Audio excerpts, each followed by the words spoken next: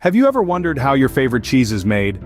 Well, you're not alone. Cheese, with its myriad flavors, textures, and forms, is a staple in our daily lives.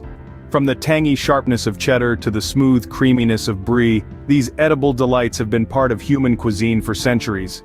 Cheese is not just a food, it's a fascinating world of its own, one that tells a story of tradition, craft, and science. It's a journey that starts with a simple ingredient, milk, and ends with a complex, flavorful product that's enjoyed worldwide. In this video, we'll take a closer look at this journey, at the art and science of cheesemaking. We'll dig into the process that transforms humble milk into the tantalizing array of cheeses we all love.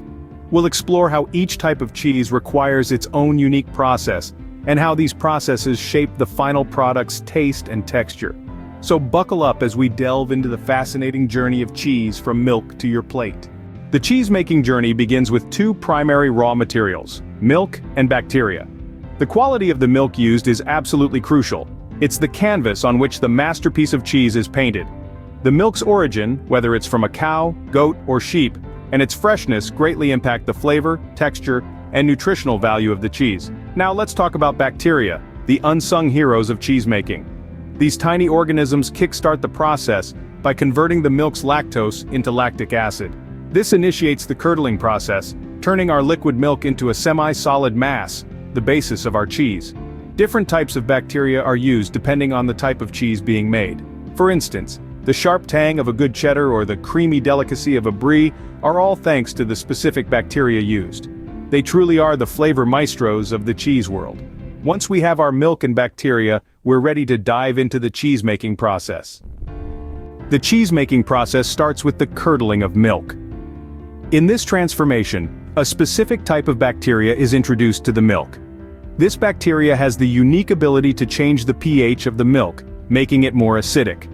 As the acidity increases, the milk begins to separate into two components: curds, which are the solid parts, and whey, the liquid.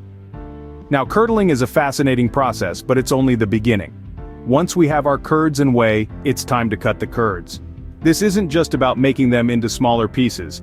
Cutting the curds actually releases more whey, and the size of the curd pieces can influence the final texture of the cheese.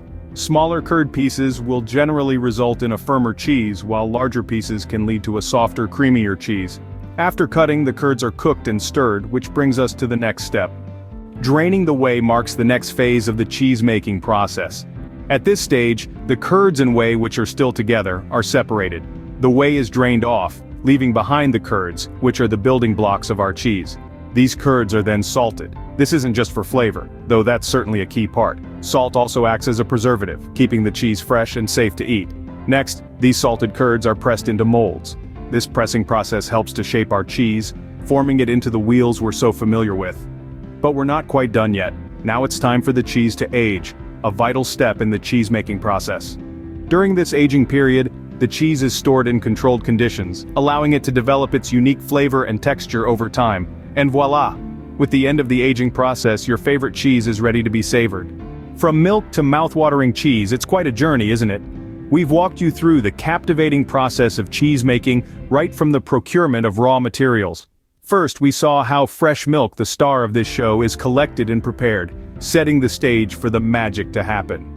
Then we dived into the intriguing world of curdling and cutting, where we saw how bacteria play a crucial role in transforming the milk into curd.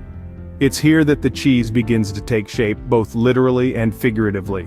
Next, we ventured into the stages of draining, where the whey is removed and the curds are pressed into molds. This step is vital in determining the texture and flavor of the cheese.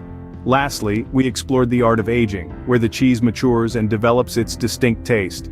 This is where the cheese's character is truly born. So the next time you bite into your favorite cheese, remember the journey it's been on to reach your plate. Bon appétit!